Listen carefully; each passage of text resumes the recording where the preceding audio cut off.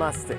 I actually learned that in India because That's IT was recently there, not to check out the latest in technological innovations, but to find out how villagers in rural parts of the country live, untouched by technology. But to my surprise, even in the remotest corners of India, technology that you and I may take for granted is actually changing lives and speeding up progress. So who would have thought that a simple smartphone can be a major part in building a highway in a remote part of India? Check this out.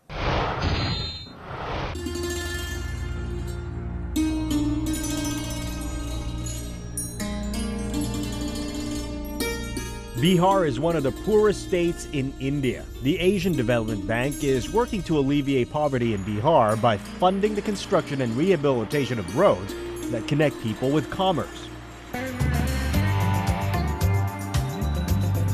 This major infrastructure work will help improve the state's economy and consequently people's lives.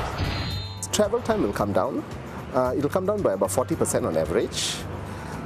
The operating costs for both public transport as well as goods transport is going to come down. Well, did you know that technology plays a big role in how these roads are built? When a road is under construction, engineers on the field need to send photos of the road and other data to the main office. This is so that they can give important feedback on the status of the road construction. In the past, it took engineers 7 days to send all these data manually. Well, that was until the government agency in charge of the road construction decided to computerize the whole process. In January 2011, the government agency hired Indian technology company BizFrame to install software that would enable the engineers to send all the data electronically through Android smartphones. This technology application is called Mobile Inspector. The result, the data would be sent back from the field to the main office in just 3 minutes. Imagine, from 7 days to just 3 minutes. That's 6 days, 23 hours, and 57 minutes faster. And here's how the Mobile Inspector works. The way it works is you have forms, pre-filled forms on these devices that engineers in the field, they can easily fill up, and they can take snapshots of the work that was done during the day. And at the time, and at any time, they can press synchronize. It's just at the press of a button, this entire information can be sent over to the server, and from there it's relayed back to the office. So, and the office can get it in a formatted PDF, file, so that they've been used to. Let's look at one of these reports that have come in today. So I open this PDF.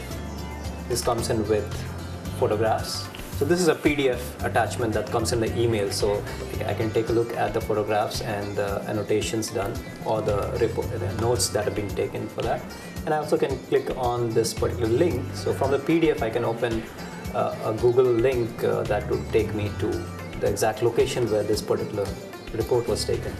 Very easy to zoom in and find out where exactly this work is going on. So when your project is far off in a rural area where there's no mobile signal, no 3G, then what do you do? Okay, so that issue is something that that's prevalent in almost all the projects, road projects, because our projects are pretty remote, and that is one of the key issue that this particular software and the platform as such solves. Because the application allows you to do the inspections without the presence of network. So it's completely offline capable, and you can take down inspections wherever you are and save them temporarily on the device. And whenever you get a network, you can just send this out. The faster process involved in sending back the data from the field has definitely helped speed up construction work. Bihar remains way below the national average when it comes to road infrastructure. But by speeding up road construction, more roads will be built at a faster rate, linking more people with jobs, healthcare, and schools. All thanks to, you guessed it, technology.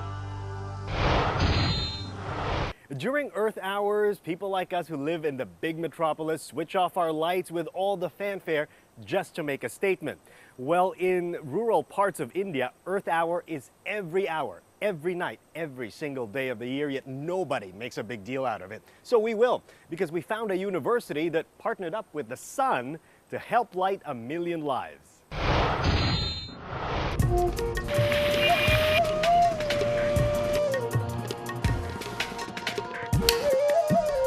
Goila is a small village in Haryana. In the past, the village would be blanketed in total darkness when night falls.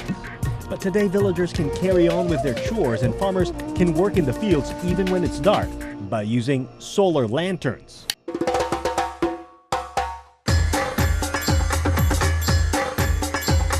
अब अच्छा लगता और देखना अब अंधेरे में पड़े तैयो होती तो चस्ती सुबह की जैसे लाइट चली जाती है नार गिरते हैं जब इसे ले लूँ जब सानी कर दूँ फिर दूध चला लें इससे फिर बच्चे पढ़ाई कर लें बहुत फायदा है इससे। Shyamwati's husband owns a nearby store. He also uses a solar lantern to conduct business long after the sun goes down. These villagers can rent the lantern from an entrepreneur for just 2 to 3 rupees, pretty much within their budget. It is all part of a program called Lighting a Billion Lives, ran by an organization called the Energy and Resource Institute, or TERI. The program has received funding from the Asian Development Bank to light up 45 such villages in India. This is our solar lighting lab, which is used. And here I am at Terry's lab in India. I found out just how these solar lanterns, which are powered by the sun, function at night. The solar is generally produce power in the daytime, and there is a battery in the lantern which store that energy in the daytime and then used at night. The solar module is used to charge the battery that is inside the solar lantern, and that the battery gives the light output at night. They test all sorts of lanterns with different types and functions here at the lab.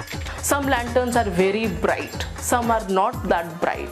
Some last for 4 to 5 hours, some last for 15 to 20 hours. Some lanterns are very delicate. If you just drop it, it breaks. And some lanterns are not very efficient. Depending on how long you charge the lantern, some can function for a really long time. So these lamps have been charged for about 7 to 10 hours during full daylight, and they will last for about 5 hours in the full bright setting, as you can see right now. If you need more light for an extended period of time during the night, all you have to do is switch it to dim, and it will still last you up until just before bedtime. You can also add additional features to the lanterns. You can use it to charge your mobile phone, and you can use it to listen to the radio. It is nightfall, and these villagers in Goila are on their way home after charging their lanterns at the village charging station. With their solar lanterns, they can do so much more, even when it's dark.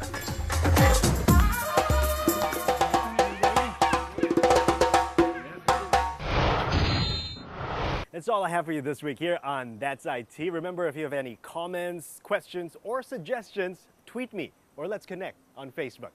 I'm Timothy Go. That's it.